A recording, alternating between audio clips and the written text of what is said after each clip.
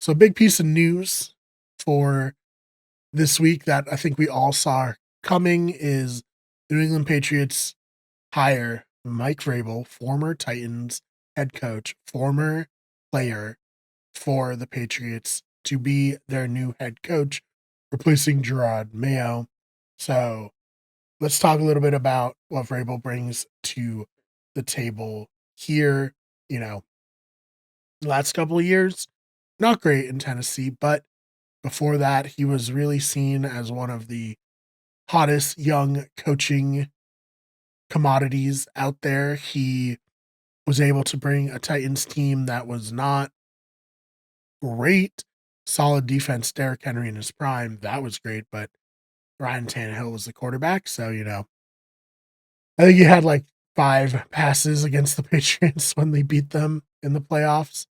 But he's still a relatively young guy, 49, familiar with the organization. Obviously, he's going to, what I've heard a lot of people say about him is he's going to bring a culture to the team of winning. He's going to be a very like domineering in a positive way presence for the Patriots. He's going to have stability where maybe they lacked some last season. Again, 54-45 regular season record, 2-3 in the playoffs.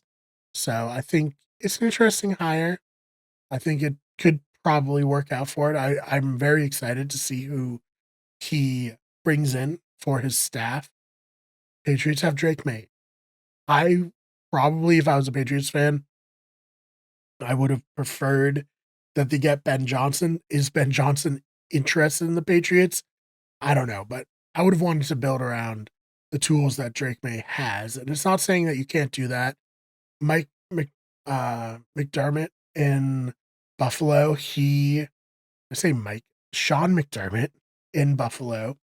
He is a defensive minded coach, but he's been able, bring in Brian Dayball, kind of mold Josh Allen into the player that he's become these last few years. Maybe Vrabel will have somebody come in to be an offensive coordinator in that same capacity. So, very exciting for the Patriots. The other big story on this one is the Patriots are getting a lot of heat for not necessarily taking the Rooney Rule seriously. I mean, if you don't know, the Rooney Rule, it requires organizations to interview minority head coaches for their roles.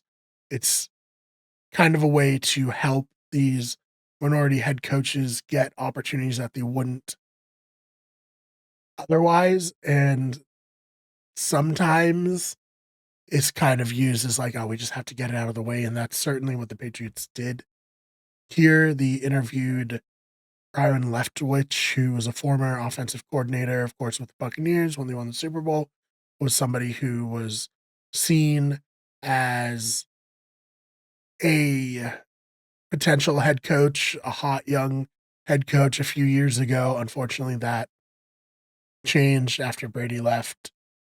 He didn't perform as well as he did in the past, and he was fired for from the Buccaneers. He's not a serious head coaching candidate, is what I'm saying, and what a lot of people are saying.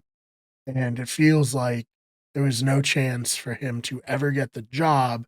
So instead of interviewing somebody who seriously could have actually had an opportunity to be the head coach, they just treated the rule as like a checkbox. And that rubbed a lot of people the wrong way. And I think they should be criticized for it. I mean,